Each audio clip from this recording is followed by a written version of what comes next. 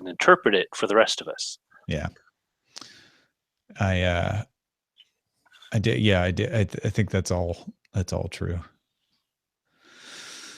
All of I it. also want cookies. Every bit of it is true. Why do you want cookies? Because I'm hungry, but I don't want anything savory. I want like a Eat an fig apple. Newton. I did. No, I ate a peach. Man, and this is one of those fruits that you get in one of those peach. those produce once a month. Like every month they give you like a box of produce. Yeah. You do that? It was the most unflavorful peach I've ever eaten. Really? Oh, that's so disappointing, because those boxes are supposed to be bringing you higher quality produce. Yes, exactly. And the last one had a really nice cantaloupe in it. But this one was like, come on, really? Paid for this? Also need control. I have it. I gave it to you a while back. Oh, on the sly. Mm-hmm. Yeah. Good fruit. Well, it's a short one in our lineup, but I like this Instagram story. Oh, good. I wasn't sure if we'd have much to say about that or not. A little, anyway. I mean, the idea of, again, it goes to this whole transparency, accountability question.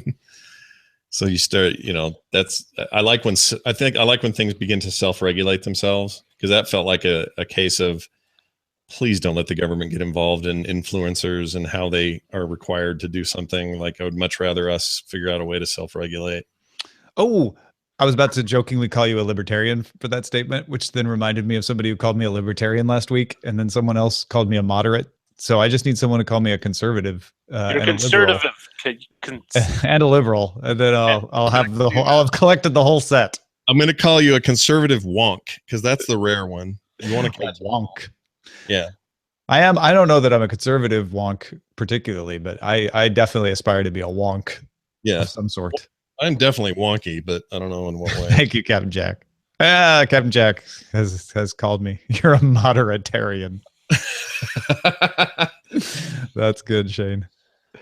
All right, you ready to do this share show? I am. I'm excited for it. Let's do it. Me too. Note to live viewers, I have an air conditioner repairman coming tomorrow. He will not show up at 2 o'clock unless I'm still doing the show at 2 o'clock. You know how that goes. So we'll be starting the show about 10 minutes early tomorrow. Note for the live viewers. All right, here we go. Daily Tech News Show is powered by its audience, not outside organizations. To find out more, head to dailytechnewsshow.com/support. This is the Daily Tech News for Wednesday, June 14th, 2017. I'm Tom Merritt, Scott Johnson alongside, and we are both sworn to bring you an entertaining and informative look at the technology news of the day. Right, Scott? Primarily free of any E3 video game talk, because you've had plenty. You're right. Plenty of it. I think you're right. No, we have a gaming laptop. Oh, I don't know that that's exactly E3. I'm sure it's announced because of E3. Yeah. But yeah, other than that, you've had incredible coverage, but I know, this is what happens about Wednesday, Thursday of E3 week. People are like, okay, we get Wednesday or Thursday when the show actually starts. People are already tired of all the press conferences. We are going to talk about space habitation, though. Yeah. Cheap way to live in space. Want to be a space squatter? I'm ready for space. I'm ready for more of it, and I'm ready to do it now. I wish this was. I feel like you and I, when we were growing up, our parents and everybody were like, you're going to be the generation that gets to Mars. You're going to be the ones that are out on colony ships and stuff. It's not happening fast enough. I don't want my grandkids to be the ones. I want it to be Tom and I still. I moved to Los Angeles before 2019 in order to live in Blade Runner, and I don't see it happening. Well, be glad you're not living in Escape from LA, because that is a bad. That too. Let's start with a few tech things you should know about. Consumer Reports has rated the Samsung Galaxy S8 and the S8 Plus as the top smartphone in design, battery life, camera, and a few other categories. They really like the S8. Oh, well done, guys. Let's see. Are we getting an Apple thing this year? I don't even know. I haven't heard anything about anything. I think rumors. There are plenty of rumors. Oh, you're kidding. Apple rumors? They exist? You got to be kidding. I know. Shocking. Amazing. Box introduced Box Drive. Well, that's a perfect name for it since it's coming from Box. This is an app for Windows and Mac OS that make files accessible as if they were in another drive on your computer. So basically it just mimics an additional drive, which I love this idea. Pretty stoked about it. I kind of wish all the file sharing services would do something similar. One of the things I love about Dropbox is they do that. Yeah. Microsoft has fixed 3 remaining vulnerabilities uncovered in the leak of alleged NSA tools with patches for Windows XP and Windows Server 2003. Now, those operating systems are out of support. They aren't supposed to be issuing patches for them anymore. So Microsoft said, don't get used to it. This is a rare departure from what will otherwise be standard policy. They must have been some gnarly vulnerabilities for them to want to go back and even mess. Well, they don't want another WannaCry situation. Exactly. Can you imagine that though? Hey, Bill, you need to. Can you go fix Windows 2000 Server 2000? You're the only one left, Bill, who knows about this. Poor Bill.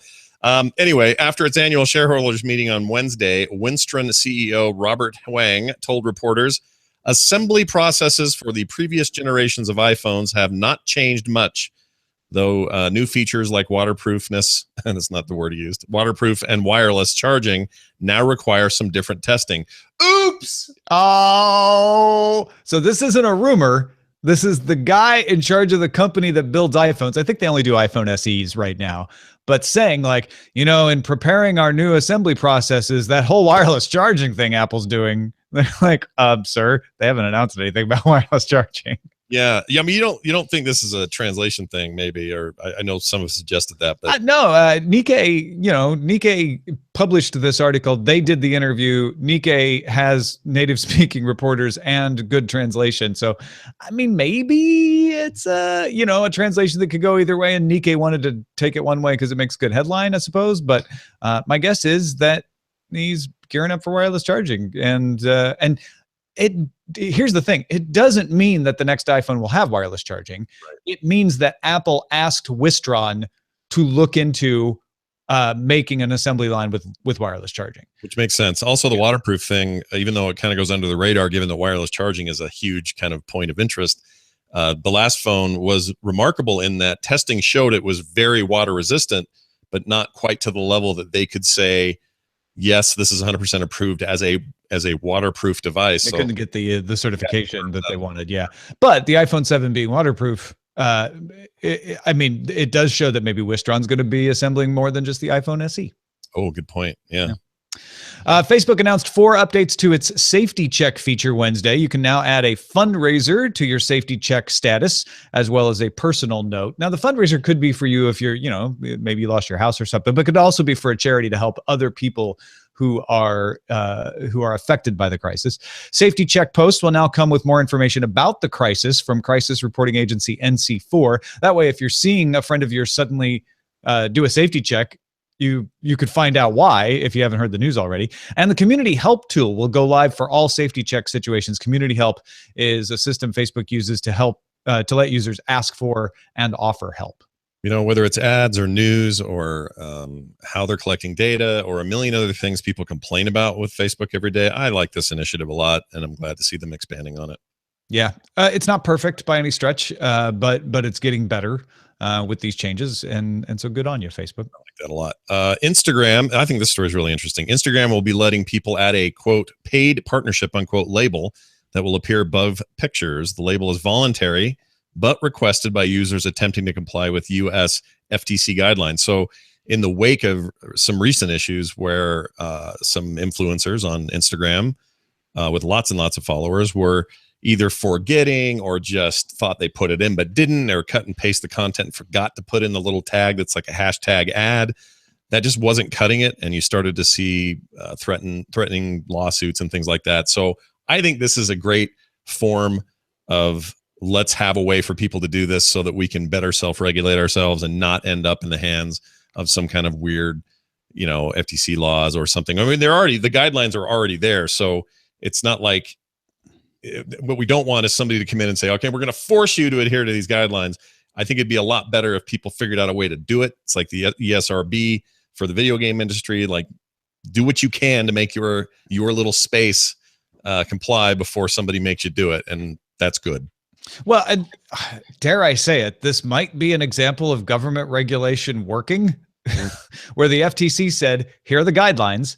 They didn't force Instagram to put a label on the picture. Instagram didn't force users to put a label on the picture. The influencers themselves said, you know what would be really good is if we had an easy option that would put this right at the top, so there's no confusion about it. Nobody can misinterpret it, and that's good for everybody.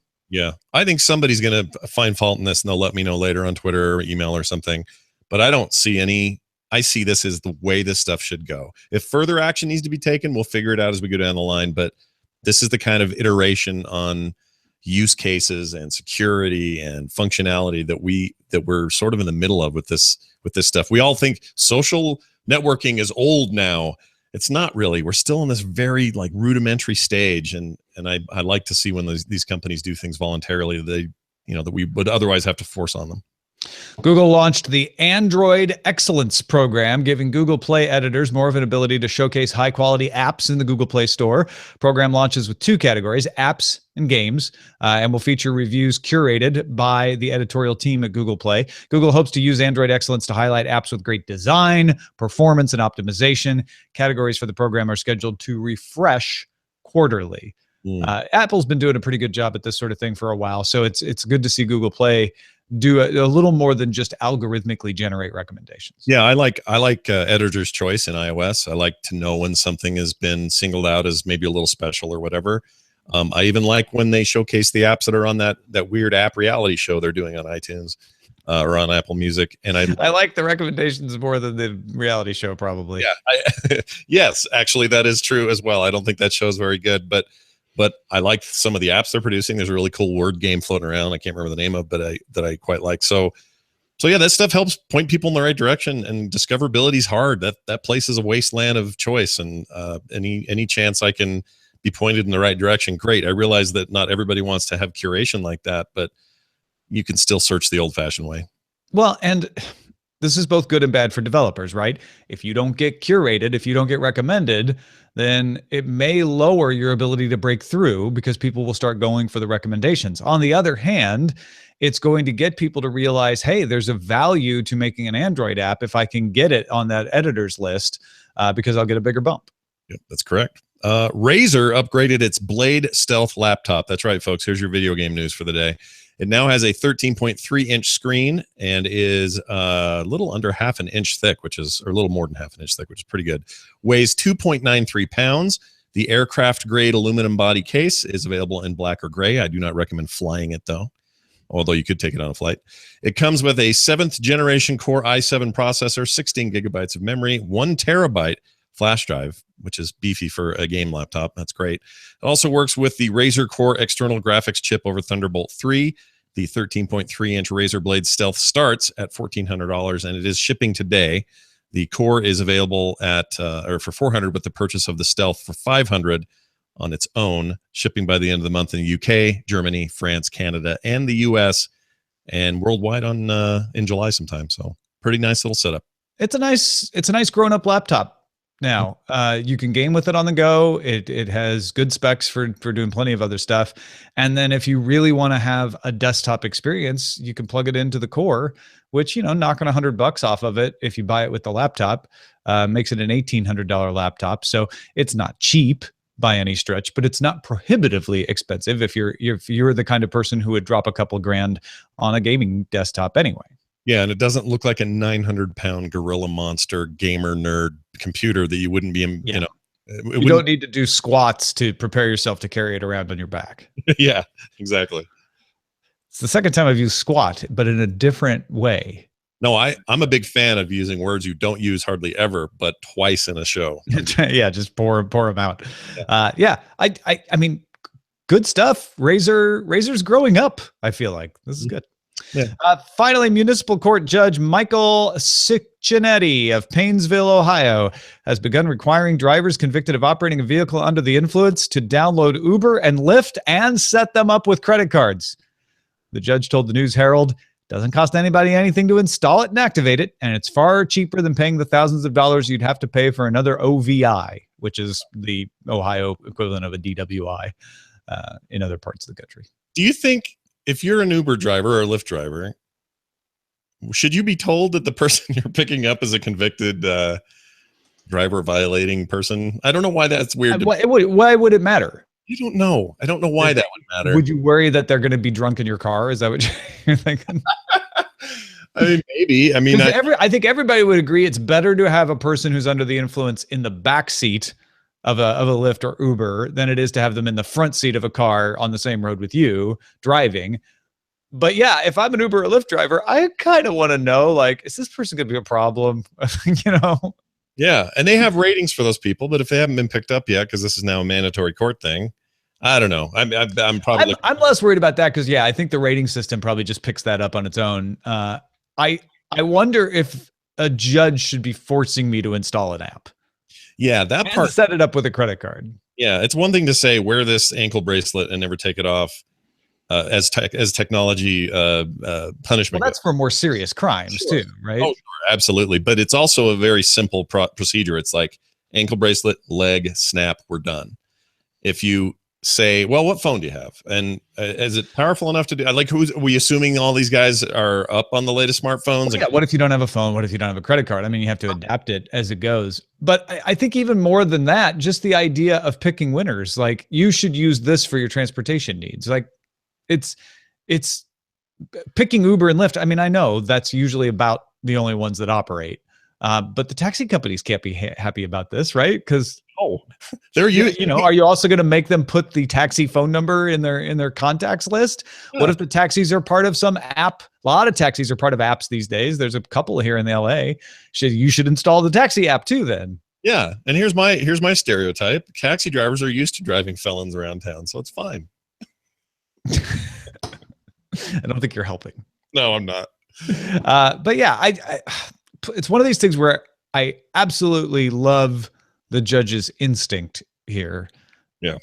But there are some problems with making someone do something like that may not have the intended consequence, is what I'm saying. Yeah, maybe encouraging them to do it. Yeah, is a better way to do it. Hey folks, if you want to get all the tech headlines each day in about 5 minutes, be sure to subscribe to our sister show, or it's our brother show. We're not going to box it in. Daily Tech Headlines at dailytechheadlines.com. You can also get it on the Anchor app at anchor.fm, where you can make calls in. We got a nice call today about the iMac Pro that I answered there. And it's available on the Amazon Echo as a flash briefing. Just ask the Amazon Echo voice assistant to install it for you. dailytechheadlines.com.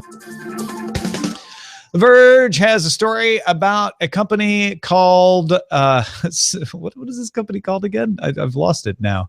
NanoRacks. There you go. NanoRacks is signed a contract with NASA as part of the Next Step program. The Next Step program is really interesting. It's NASA's program for developing private-public partnerships for space exploration and habitation. So this round, Next Step 2, is focusing on concepts for deep space habitats. Now, last year, they announced 6 winners to explore prototypes for deep space habitation. NanoRacks is not only the first to sign a contract, but also the only one trying to do recycling. NanoRacks is not building a habitat from scratch, and the others in this category are like Lockheed and Boeing. NanoRacks is trying to develop a way to turn spent rocket tanks into habitats in space.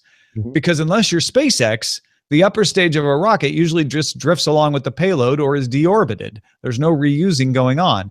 So the Ixion initiative is what NanoRacks initiative is called. They're working with Space Systems Laurel, who does robotics, and the United Launch Alliance, which makes second stage rockets that they would be using to inhabit, to explore this.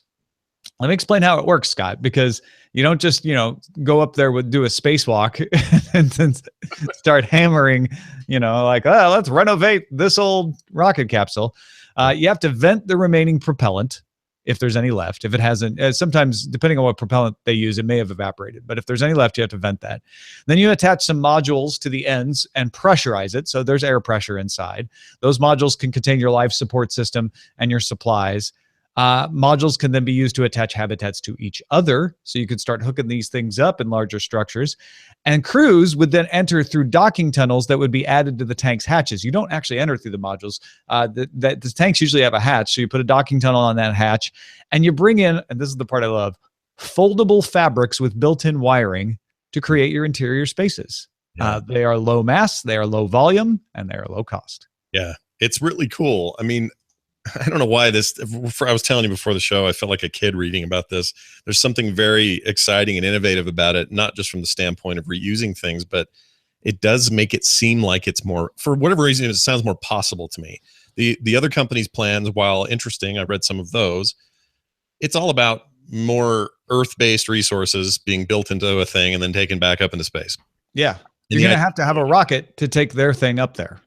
Exactly. And in theory, I mean, this is not part of this article, but it got me to think, if they can reuse these canisters, reuse these shells in this meaningful way, which some of them are still orbiting, some of them are deprecated on purpose and put through burn up in the atmosphere and are lost that way on purpose. So like there's like a giant asteroid field of crap, but there is some crap up there. Oh, there is an asteroid field of crap, but yeah, it's not filled with entirely spent rocket tanks, because a lot of them are. Exactly. So they may not be getting the parts they want out of that, but assuming that more of those get left up there and the SpaceX thing doesn't become the norm where we never have to put a spent casing up in space again, because that's kind of an issue. Well, I think there's even a limited number of times they can reuse. So at a certain point, you want to be able to reuse them, because every time you send one of these up, one of these crews up to go inhabit a tank, you're also sending a rocket up, right?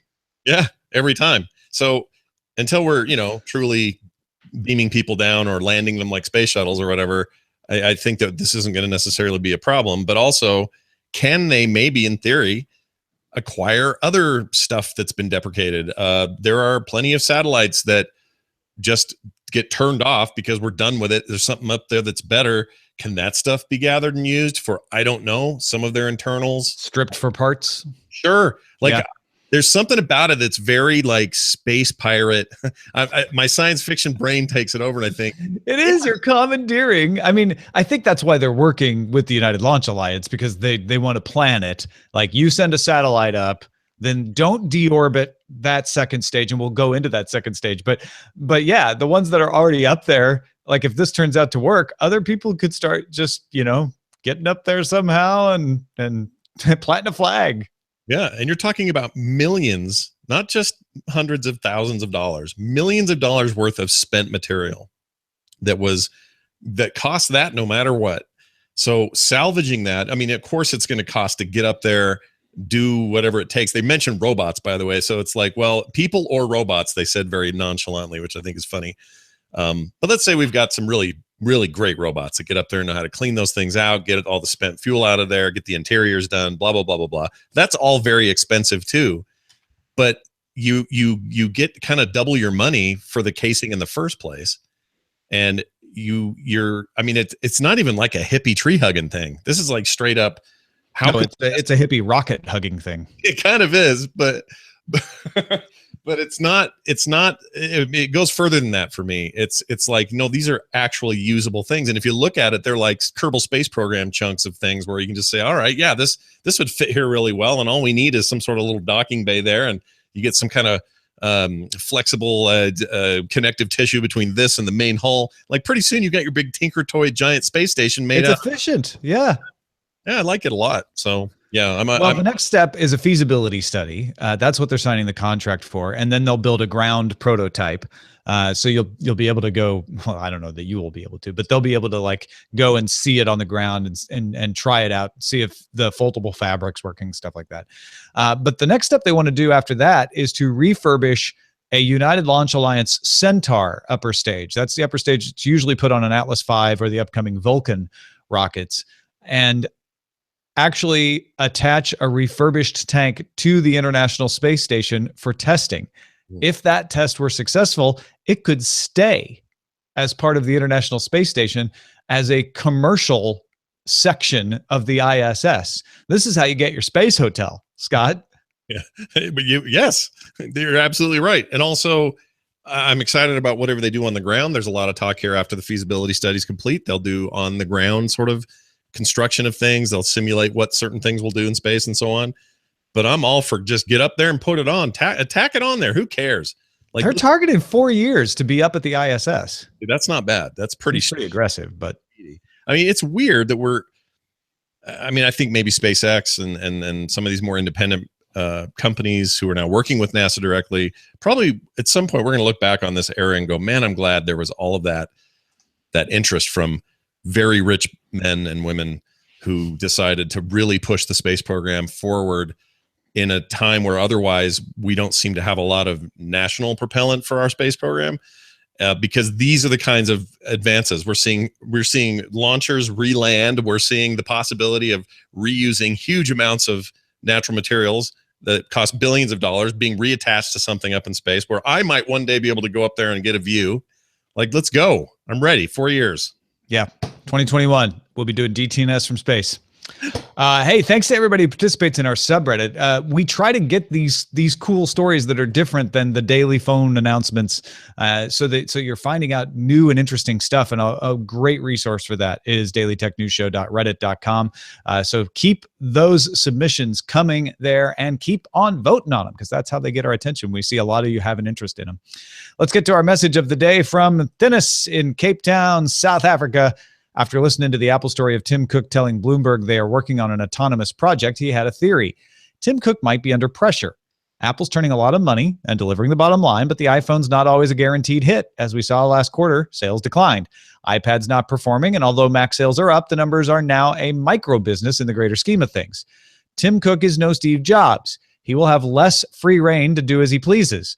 Some of this newfound openness, I feel like, is Tim reassuring that Apple has stuff coming, appeasing investors and trying to keep the wolves of Wall Street at bay. When last had Apple pre-announced hardware 6 months in advance? That, to me, is telling. Wow. Yeah. I mean, can I just say something about your listenership when they write in? Yes. This is just a general announcement. I get a lot of emails for my morning show and for various other shows I do.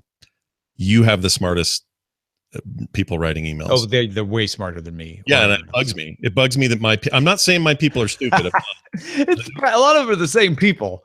There's crossover, sure. Yeah. They're not sending me emails. So if you're out there and you listen to what I do, and I know sometimes, Tom's got amazing things about space, and I might have a pretty good fart joke in the morning, but I'm just saying these kinds of, because I think what you're operating under is the reality that incredibly smart people can also make very good fart jokes sometimes. That's true.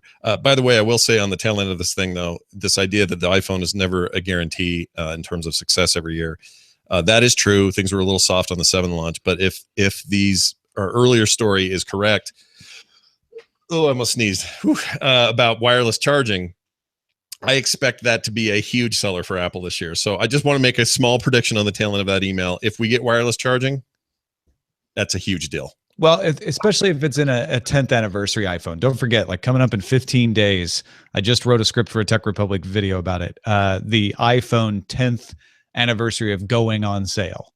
Yeah. June 29th, 2007. It's been a decade since the iPhone went on sale. So yeah, there's been all this buzz about a 10th anniversary edition. And if they pull out the stops and do wireless charging and all this other stuff that everybody's talking about, everybody's going to want it just because it's the 10th anniversary edition, as well as any of those crazy features that they might have.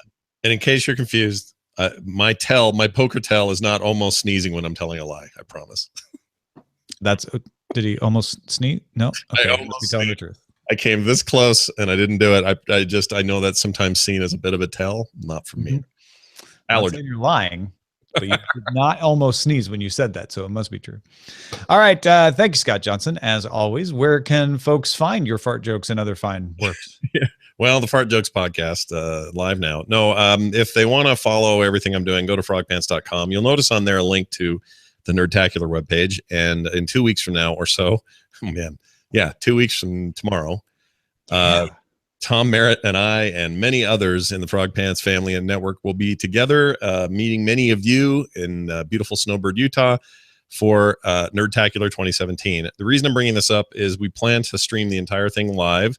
So if you are interested in that, keep a bookmark on frogpants.tv. That'll take you straight to where it's being streamed. There'll be a chat room there. We will have live video of all of the major stuff we do on stage.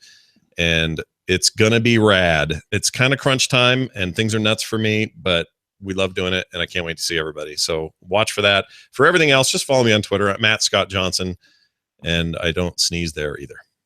Patreon just launched a big redesign today. There's some new tools that will hopefully help us bring you a few more member benefits. And they embarrassed the heck out of me by putting a big video about what I do here at DTNS at the top of their new podcast section, patreon.com/c/podcast. They did an amazing job shooting and editing that. Patreon and the production company they worked with. So if you'd like a little peek behind the scenes as I do DTNS and set up a green screen for some Tech Republic videos, check it out. And thanks to everybody who makes this show possible on Patreon. We're back down to +1 for the month, but as long as we gain 1 user every month on Patreon, net gain, that's all I care for. So thank you to that one person and all the rest of you who stuck around at patreon.com/DTNS. Our email address is feedback@dailytechnewsshow.com. We're live Monday through Friday, 4:30 p.m. Eastern, 20:30 UTC, at alphageekradio.com, at diamondclub.tv. We're at facebook.com/dailytechnewsshow, and our website is, of course, dailytechnewsshow.com. Back tomorrow with Justin Robert Young. Talk to you then. This show is part of the Frog Pants Network. Get more at frogpants.com. Diamond Club hopes you have enjoyed this program. Tight show. Good stuff. Excellent. Yeah, that was real good. Yeah. All It was right. a fun conversation, too. I like the topic because it wasn't. How do I put this? It's not like. It wasn't typical. Yeah. Yeah. I guess that's it. Plus, it's just. It's nice to not always be covering an Apple product or a phone or a piece of FCC legislation or something. Yeah. Plus, it felt maybe it's a little forecasty, and I always like that, but Yeah. the future, man. I don't know about collecting satellites because you might run into legal issues with different nations. Like, oh, ho, ho, what are you collecting my satellite for? Yeah. No one's using Well, it. and then then there's the Sanford Space Company, which will be collecting all the satellites together Yes. with his son in one orbit. in their beat up 1950s pickup space truck. I'm coming, Elizabeth, back down to Earth, out of orbit. My heart. All right. Waste not, rocket not. Rocket Raccoon is your landlord. Scott's not saying you're stupid, but my decision to use ride sharing was a judgment call. A man's space junk is his castle. It's rocket crap science.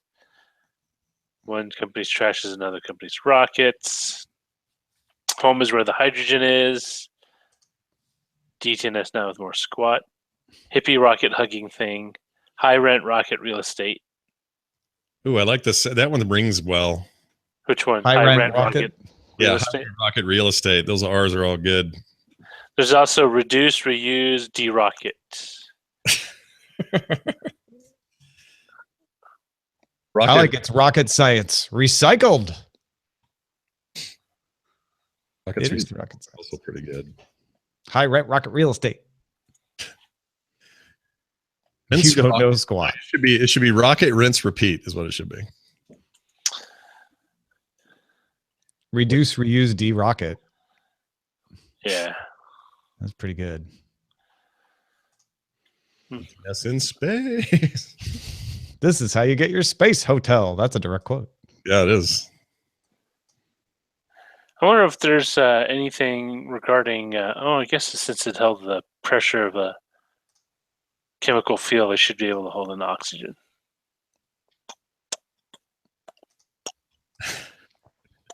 Scott almost sneezed. We'll vote for that just for fun. Sanford and Son in space. What? Yeah, I was talking about that after the show. Oh, I missed that. Oh, that's right. You did. Because he had that junk thing. Yeah, that's right. All right. What are we going with? Waste not, rocket not, It's rocket science, recycle. There was another one. high rent rocket, High rent rocket real estate. high rent rocket real estate. I like that. Let's do that. All right. I didn't freeze while reading though. I didn't either, but it's There at the we go. top. Now I did. Now I did. High rent rocket real estate. High rent rocket raccoon. But I mean, it's kind of a variation on the like.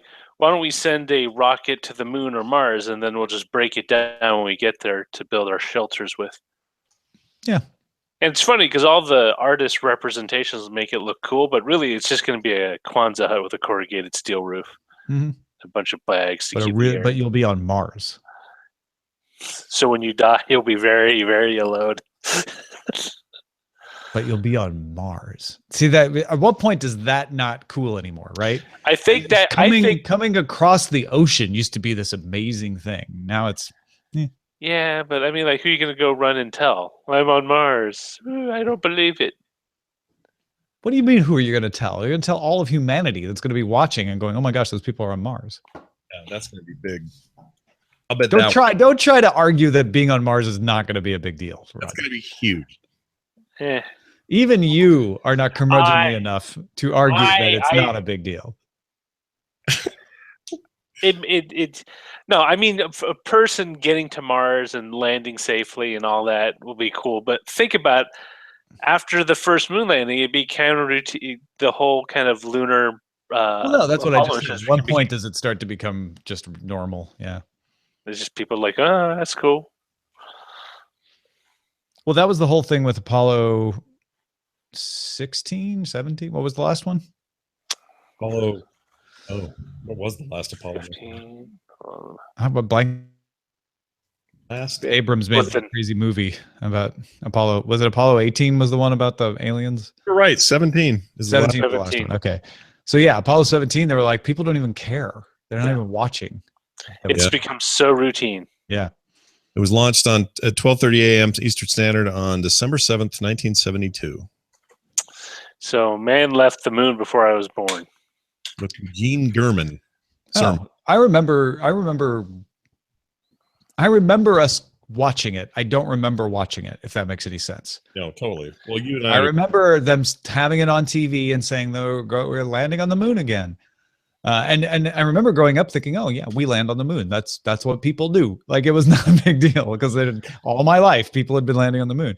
And yet it was the last one. But I don't remember watching it because I was too young. I think it was like playing with cars or something. Yeah, you were probably 2 or 3 at the most for this. But I have memories of that as well. It's funny how that's one of my early. I do remember Richard Nixon resigning though.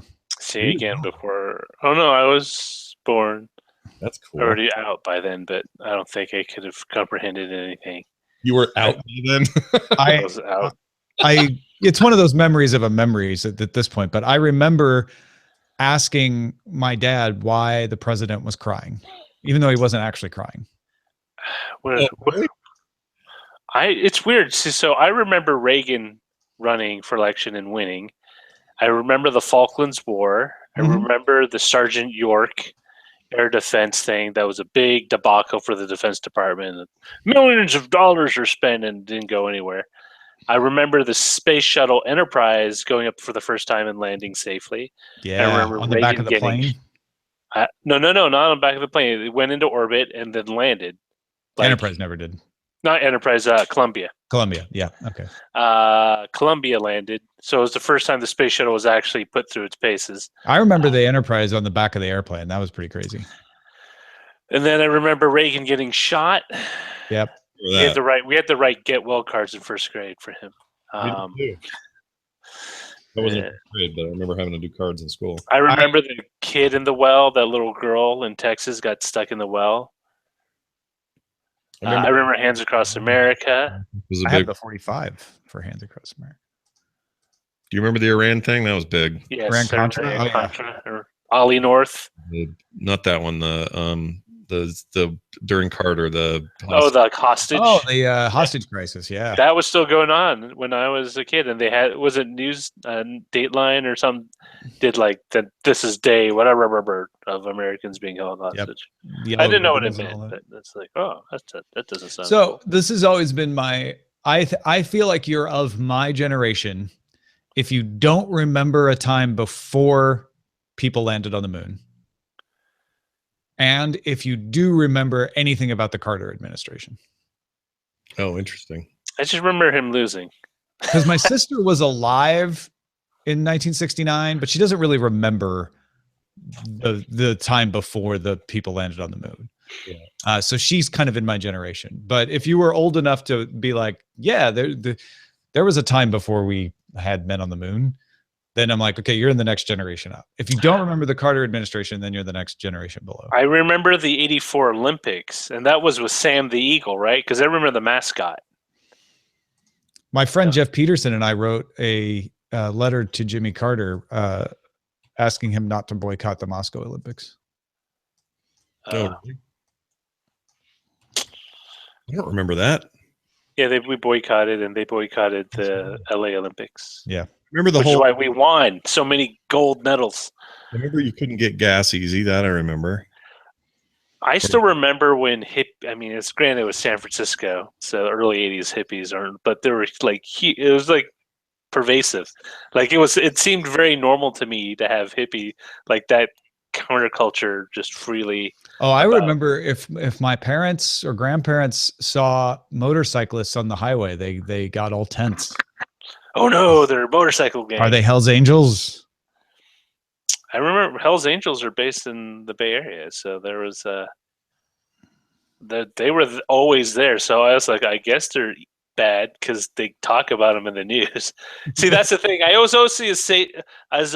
always associated your name being mentioned in the news if it wasn't like a celebrity or a politician. But in general case, if your name was mentioned in the news, it was bad, right?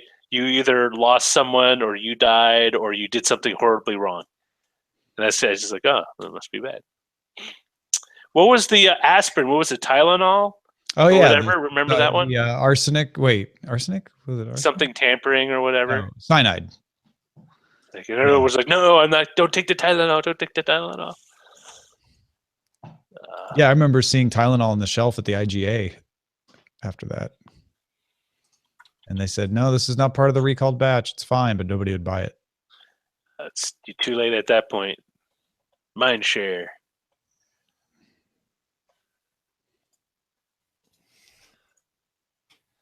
God, we're old people. I remember. I remember. VCR. Oh, man. When stereo VCRs came out, I thought, whoa, we've entered a new revolution in sound and video. And Laserdisc, I thought those things were for the future. Like, can I touch it? Will I gain special insight into what happens over the next 20 years? And man, those things did not sell well in the US. But they were charging like $50 to $80 a disc for a movie. TVZ Gun just said that I need to tell you, Scott, that his airline just emailed him that his flight to Nerdtacular is in 15 days. Whoa. 15 days. Yeah, I don't know about that. That's freaking me out. It's going to be good. It's going to be fun. It's going to be a blast. Of course it'll be great. It's this lead up and all these. Yeah. No, I know. I was chatting with Corinne in Slack, in the Frog Pantsers Slack. I'm looking forward to Slacky Frog Pants. Yeah. She promised to meet me for breakfast Thursday morning because I get in ridiculously early. Oh, that's right. You guys get in early. It's going to be it's weird with a year without Veronica. Wayne, Eileen's coming, right? No. Maybe. No? Oh, bummer. She can't. She's got to go rotten up those tomatoes. Yep. She's got to make sure those tomatoes stay rotten. I'm freshening them up. Tell her that, well, I will miss her, but it's my point. My original point is not having V here will be weird, but we've got other people we never have, so it'll be great. Yeah. Who's the unexpected people's coming? So remember Greg Street at Blizzard? He's coming. Yeah. Greg Ghost Caller Street? Yes. So he'll be there. He's at Riot now, but it'll be fun to have him there. He's super stoked. Oh, wait a minute. I wonder if he is part of the Riot that moved into the offices that Rotten Tomatoes just left. Oh, maybe. Riot moved into where Fandango and Rotten Tomatoes moved out of. Oh, it totally could be. I don't know. That's funny. Their main campus. That must be like a outside thing. I don't know. I'd have to ask him. I don't know what's going on there. Yeah. But if He's probably people- at the main campus down in Irvine, but Russell will be there again. He's always there. Who else? is Terpster coming? Yeah, he'll be there. Oh, cool. Terpster's there. Patrick's there. Beja's there. Who else? It's almost everyone. I'm trying to think if anyone else is really missing. Oh, Dunaway couldn't, but so it'll be done. I think Dunaway and V are the only two majors that aren't there that I know of. So Schleicher will be there, and Nicole, and us, and I don't know, a whole lot, big list of people. Oh, my sister will be there. They're coming to visit and be there for that. So we'll get a little windy in there. I love that. As people are watching the Patreon video and TVZ Gun goes, it's a false flag. The green screen he's putting up is in front of the other green screen of his fireplace.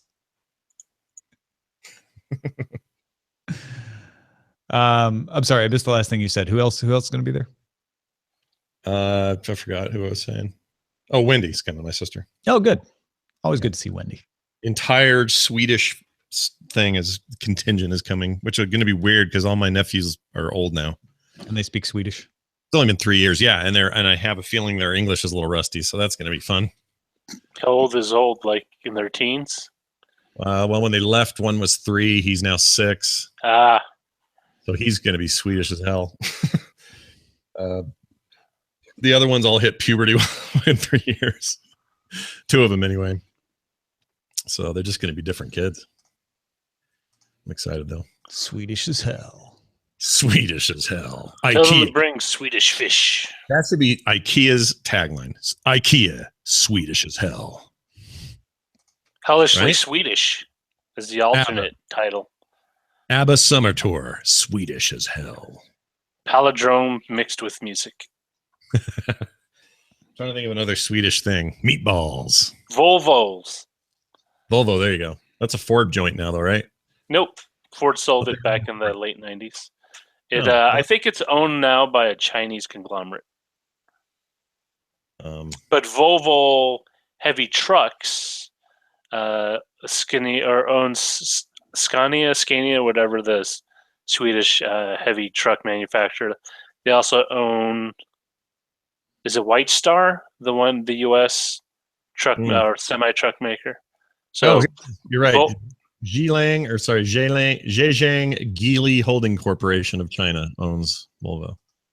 yeah, I don't think there's any Swedish company that owns a motor car company anymore. I think Saab Car Company is owned by another conglomerate. It used to be owned by GM.